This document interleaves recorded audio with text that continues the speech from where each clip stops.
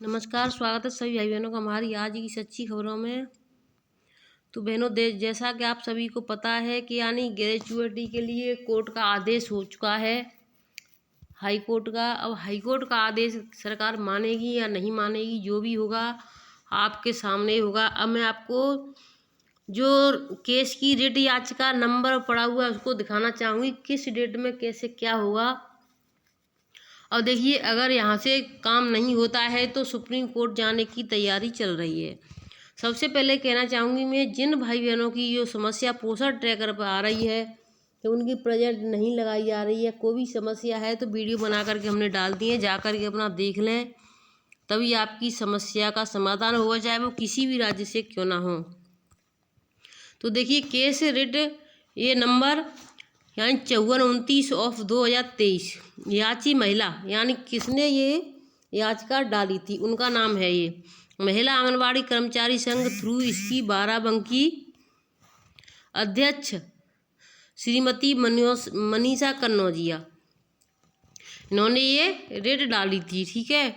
उसके बाद उत्तर प्रदेश राज्य के माध्यम से सचिव बाल विकास एवं पुरस्कार सिविल सचिवालय लोगों ऊपर और दो अन्य याचिकाकर्ता की ओर से अधिवक्ता अभिलाषा पांडे, प्रतिवादी के वकील CSC ASGI आनंद द्विवेदी, माननीय मनीषा माथुर जे। याचिकाकर्ता की विद्वान अधिवक्ता सुश्री अभिलाषा पांडे, विपरील पक्षकारों 1 और 2 के विद्वान राज्य सरकार के वकील श्री SB पांडे, विद्वान वरिष्ठ वकील व सहयोगी श्री आनंद त्रिवेदी, विपक्ष संख्या के 3 विद्वान वकील को सुना गया। अब उन्होंने क्या कहा, वकील ने, सुने आप। नंबर 2 है, आंगनवाड़ी कार्यकर्ताओं और सहायिकाओं की ग्रेजुएटी का लाभ देने और उनके द्वारा प्रदान की गई सेवाओं के बदले सेवानिवृत्ति के बाद मासिक वेतन देने के लिए विपक्षियों को निर्देश देने की मांग करते हुए याचिका दायर की गई है। याचिकाकर्ता एसोसिएशन के सदस्यों को देश के अन्य राज्यों में भुगतान किए जा रहे मानदेय के बराबर मानदेय प्रदान करने की एक और प्रार्थना की गई है, और यह राज्य और केंद्र सरकार द्वारा घोषित न्यूनतम वेतन से कम नहीं होना चाहिए। यानी राज्य सरकार और केंद्र सरकार का जो घोषित मानदेय है, जो वेतन है, उससे कम नहीं वेतन होना चाहिए। ये जो मिल रहा है अभी तक बहनों को, ये कुछ नहीं है। नंबर 3 है, यह भी अधिवक्ता द्वारा कहा गया कि प्रस्तुत किया गया है कि याचिका से संयुक्त की गई रिट याचिका संख्या 5905 वाली समान याचिका को पहले ही निर्णय और आदेश दिनांक 22/11/2023 द्वारा अनुमति दी जा चुकी है, और यह याचिकाकर्ता एसोसिएशन के सदस्यों पर भी लागू होगी है। नंबर 4 आ जाता है, यह दलील भी प्रस्तुत की गई है कि याचिकाकर्ता एसोसिएशन के सदस्यों को यूपी राज्य में विभिन्न वर्षों और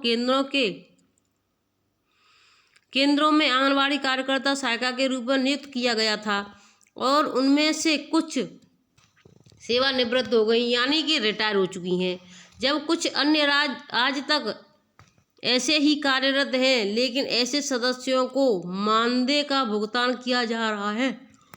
यानी जो सभी लोग लगे हुए हैं उनको मानदेय का भुगतान किया जा रहा है। जो याचिकाकर्ता एसोसिएशन अन्य राज्यों में ऐसे आंगनवाड़ी कार्यकर्ताओं और आंगनवाड़ी हेल्पर सापेक्ष में क्रमशः AWW और AWH को दिए जा रहे मानदेय के अनुरूप नहीं है। यानी बाकी राज्यों में जो मानदेय मिल रहा है आंगनवाड़ी सहायिकाओं को, तो वो यूपी से बहुत ज़्यादा है और उनके बराबर यूपी में नहीं मिल रहा है। ये आंगनवाड़ी बहनों के लिए बहुत बड़ी परेशानी की बात है। अधिवक्ता द्वारा वह तर्क प्रस्तुत किया गया है कि मानदेय राज्य सरकार द्वारा अधिसूचित न्यूनतम मजदूरी से भी कम है। यह प्रस्तुत किया गया है कि आंगनवाड़ी कार्यकर्ताओं को एकीकृत बाल विकास योजना ICDS के तहत स्थापित आंगनवाड़ी केंद्रों में सेवाएं प्रदान करने के लिए नियुक्त किया गया जाता है, और चूंकि उपरोक्त केंद्र ग्रेच्युटी अधिनियम 1972 के भुगतान के अनुसार एक प्रतिष्ठान की परिभाषा में आएगा। इसलिए सदस्य याचिकाकर्ता एसोसिएशन इस तरह की ग्रेच्युटी के भुगतान का हकदार होगा, खासकर इसलिए क्योंकि वे श्रमिक और पार्श्व परिभाषा के अंतर्गत आएंगे और भुगतान किया गया मानदेय भी मजदूरी की परिभाषा के भीतर होगा। यह भी तर्क प्रस्तुत किया गया है कि उपरोक्त पहलुओं पर माननीय सर्वोच्च न्यायालय द्वारा मड़वैन मगनभाई भारिया बनाम जिला विकास अधिकारी दहोद और अन्य के मामले में पहले ही विचार किया जा चुका है। 2022 की सिविल अपील संख्या और दिनांक 25/4/22 के निर्णय और आदेश के माध्यम से माननीय सर्वोच्च न्यायालय ने माना है कि 1972 का ग्रेच्युटी अधिनियम आंगनबाड़ी केंद्रों और बदले में आंगनबाड़ी कार्यकर्ताओं पर लागू होता है।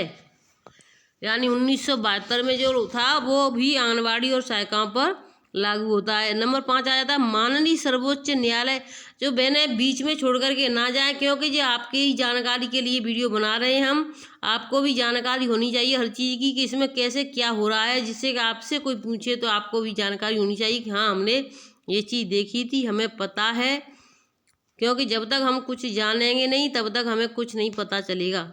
तो देखिए इसमें फिर आ जाता है आपका 5वां नंबर। 5वें नंबर पर क्या है मैं आपको बता देती हूँ, लास्ट तक बने रहें। जो भाई बहन चैनल से नए जुड़े हैं तो सब्सक्राइब कर लें, जो पहले से जुड़े हैं तो अच्छी बात है।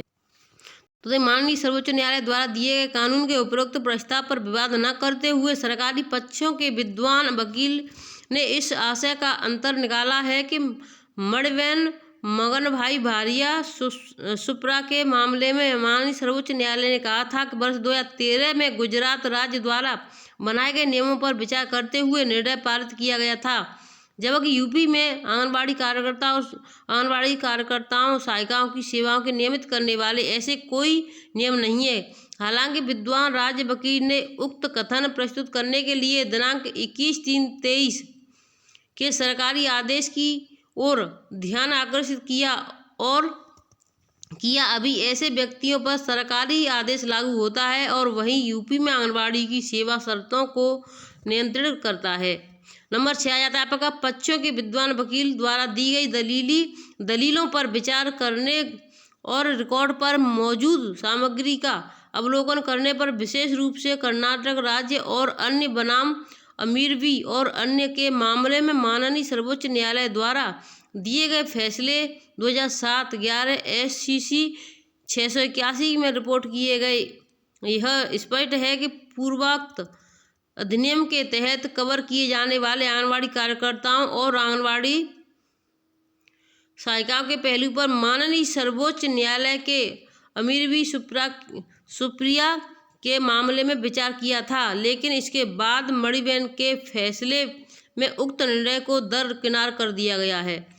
सुप्रा मुख्य रूप से इस आधार पर कि अमीरवी सुप्रा के मामले में फैसला सुनाते समय आंगनबाड़ी कार्यकर्ताओं और आंगनबाड़ी कार्यकर्ताओं की सेवा शर्तों को नियंत्रित करने वाले कोई नियम या अधिसूचना नहीं, जिन्हें बाद में अधिसूचित किया गया है। नंबर 7 है मणिबेन निर्णय सुप्रिया के अनुबंध विनिमय और उन्मूलन अधिनियम 1970, वेतन संहिता 2019 और ग्रेच्युटी भुगतान अधिनियम 1972 की प्रयोज्यता के पहलू से निपटा और विशेष रूप से अपनी संतुष्टि दर्ज की है कि आंगनबाड़ी केंद्र ऐसा करेंगे। 1970 के अनुबंध श्रम विनिमय और उन्मूलन अधिनियम की धारा 2E के साथ साथ 1972 के अधिनियम की धारा 1(3)B के संदर्भ में प्रतिष्ठानों की परिभाषा में शामिल किया जाना चाहिए। माननीय सर्वोच्च न्यायालय इसके बाद 1972 अधिनियम की धारा 2EFS का भी उल्लेख किया गया है। इसमें कहा गया कि याचिकाकर्ता एसोसिएशन के सदस्य जैसे आंगनबाड़ी कार्यकर्ताओं, आंगनबाड़ी सहायिकाओं, कर्मचारी नियोक्ता मजदूरी शब्दावली की परिभाषा के अंतर्गत आएंगे और इसलिए यह माना गया है कि ऐसे व्यक्तियों और भुगतान किया गया मानदेय भी मजदूरी के परिभाषा के तहत कवर किया जाएगा। और चूंकि व्यक्तियों को राज्य सरकार द्वारा उस प्रतिष्ठान में मजदूरी के लिए नियोजित किया जाता है, इस पर 1972 अधिनियम लागू होता है, इसलिए वे इस अधिनियम के अर्थ के तहत कर्मचारी हैं। नंबर 8 आपका आ जाता है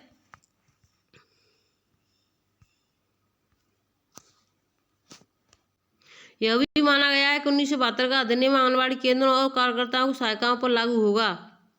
तो देखिए ये जो है ग्रेचुइटी के लिए है, आंगनबाड़ियों को जो मानदेय कम मिल रहा है उसके लिए है कि आंगनबाड़ियों का मानदेय बढ़ना चाहिए। इस पर जब जब रेट डाली हैं तब तब के इसमें पूरे हैं। तो देखिए इसमें यानी 8 से 10 पेज का है तो वीडियो थोड़ा लंबा हो जाएगा। जिन जिन बहनों को ये चाहिए, जो देखना चाहती हैं, पढ़ना चाहती हैं और जानकारी करना चाहती हैं अपना पूरा, देखिए 31 यानी कि इसमें बहुत ज़्यादा 12, 18, 29, तो देखिए इसमें बहुत ज़्यादा पेज हैं। तो मैं आप सभी बहनों से कहना चाहती हूँ कि आप जिन बहनों को चाहिए, मैं आपको दिखाना चाहती हूँ औरत दिनांक। देखिए मैं आपको दिखा देती हूँ, औरत दिनांक है 15/12/2023 यानी आज आपकी 19 तारीख हो गई है, आज से 4 दिन पहले का है। तो सभी बहनें अपना इसको देख लें और मैं इसको चैनल की कम्युनिटी पर डाल दूंगी तो वहाँ से जा कर के देख लें। अब मैं इसको थोड़ा सा नीचे का बता देती हूँ। इस न्यायालय की सुविचार राय में मणिबेन सुप्रिया के मामले में माननीय सर्वोच्च न्यायालय द्वारा किया गया निर्णय यूपी राज्य में आंगनबाड़ी केंद्रों में लगे आंगनबाड़ी कार्यकर्ता आंगनबाड़ी सहायिका पर स्पष्ट रूप से लागू होता है।